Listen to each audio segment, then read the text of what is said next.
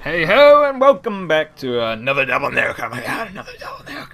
So, what I have in store for this video is, this video was not actually planning to go up, but there was an update today. I wasn't on Xbox for a while. I did my first commentary without even going on there. Well, I did, but I didn't go on Call of Duty. That's the point I'm trying to say. I know it's in freeze frame or whatever. I'm going to go through the details of the patch notes. It's 4:30. Not the time, the date, or 34. Wherever you live. The date is April 30th, and it's an Xbox community update. I'm pretty sure it came out for PS3 too. That's what happened. What the hell is going on? Sorry for the spaz attack.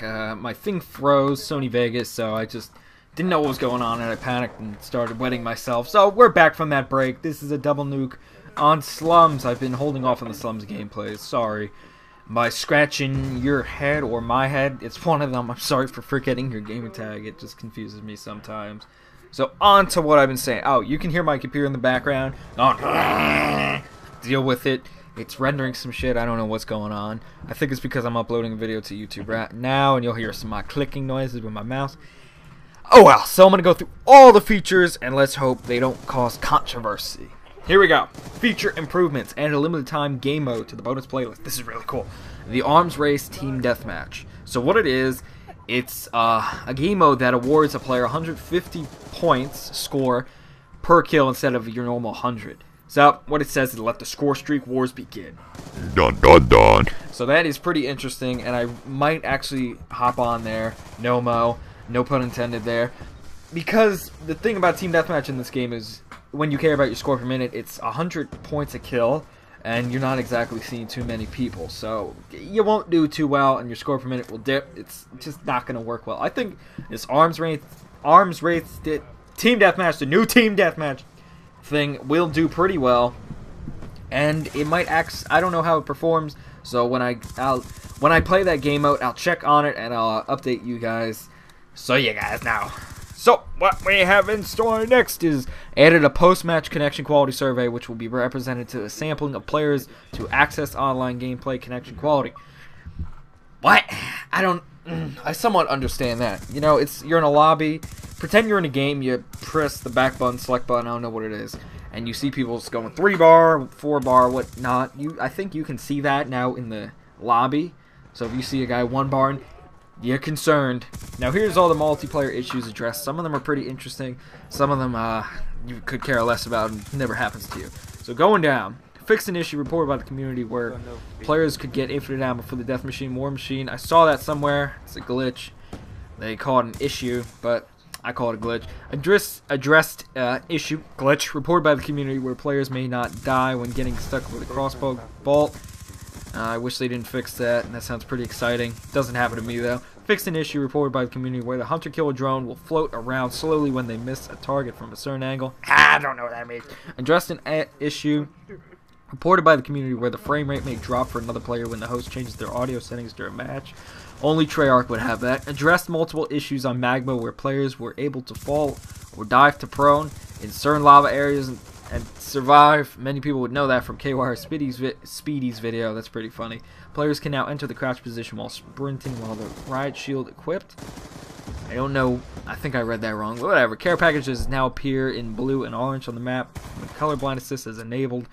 I don't use that. A lot of people do. Resolve an issue where players and turrets could survive the water rush when in certain areas on Hydro. It's pretty interesting. Resolved a UI issue with tactical insertion, button prop, placement in split screen during host migration. Hold on. So I don't know what that even means. It's too complex for me to know. Resolved an inconsistency with max number of players being displayed incorrectly when backing out of a public match search while it is searching. Happened to me a few times. You search for multi-team, back out, and glitches, and you be searching for ground war suddenly. It's like, what? Addressed an issue with the respawn delay counter overlapping with other on-screen graphics in split screen. Don't split screen. Addressed an issue with league teams appearing incorrectly when they view other players' league teams in the leaderboards. I want to play League, but I don't. Fixed a formatting issue in League season final text with the date the player was placed was wrapping incorrectly. Overkill challenges will not progress if the player is using an alternate select fire mode. Yay. Bots will no longer attempt to capture and destroy the headquarters from outside. of the alien set van or the castle. Yep. I don't know what that means. The super metal plate of a planted assault shield now appears in the proper position during kill cam.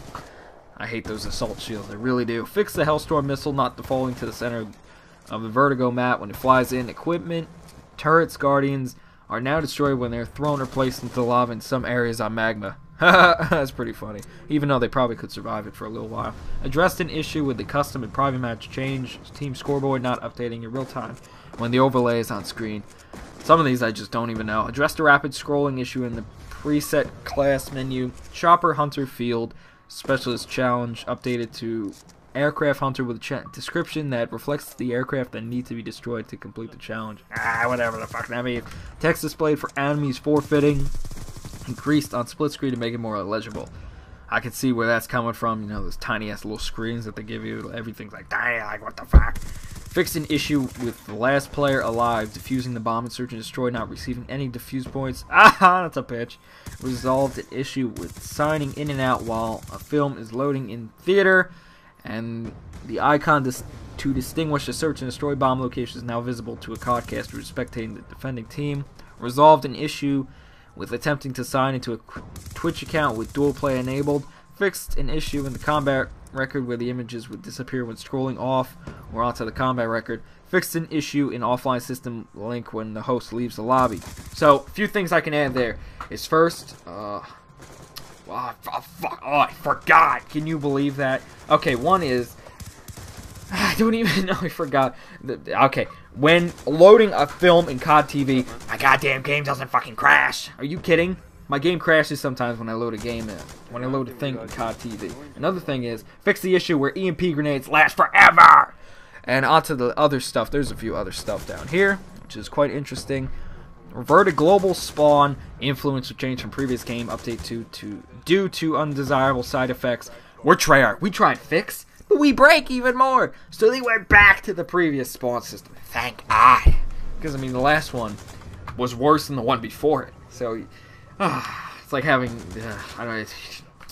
I can't even relate to that statement. So there's some zombie Mob of the Dead issues here. Addressed an issue reported by the community where players would collide with each other and die while riding the gondola. That's funny. Fat asses. Players can now board the plane once it's been built. I don't get that. Fixed an issue in Grief Mode where the wolf head would freeze after round 5. It's a dog, not a wolf. Address various zombie pathing issues throughout the map. Fix an issue where character conversation would overlap with each other. Fix an issue where players could not unlock the Juggernaut machine that was locked down by Brutus. Oh, that's a bitch. Man, Treyarch, why would you do that? Address several exploits involving zombie pathing and the zombie shield. Resolved an issue where the game would not end if killed by the acid splat. That's pretty funny. Fixed an issue where players could get stuck behind the afterlife doors.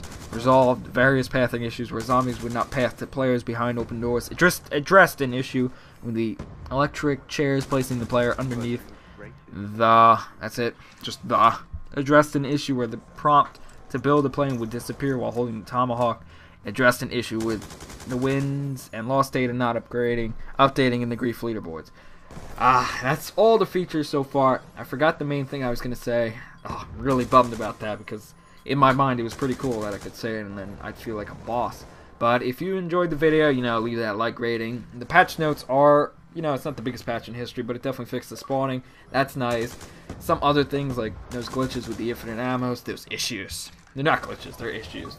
So, all in all, I think that was a pretty needed patch. I think the Alcatraz ones were a little unneeded as I didn't see. The Juggernaut one was. Okay, so subscribe. Make sure you do.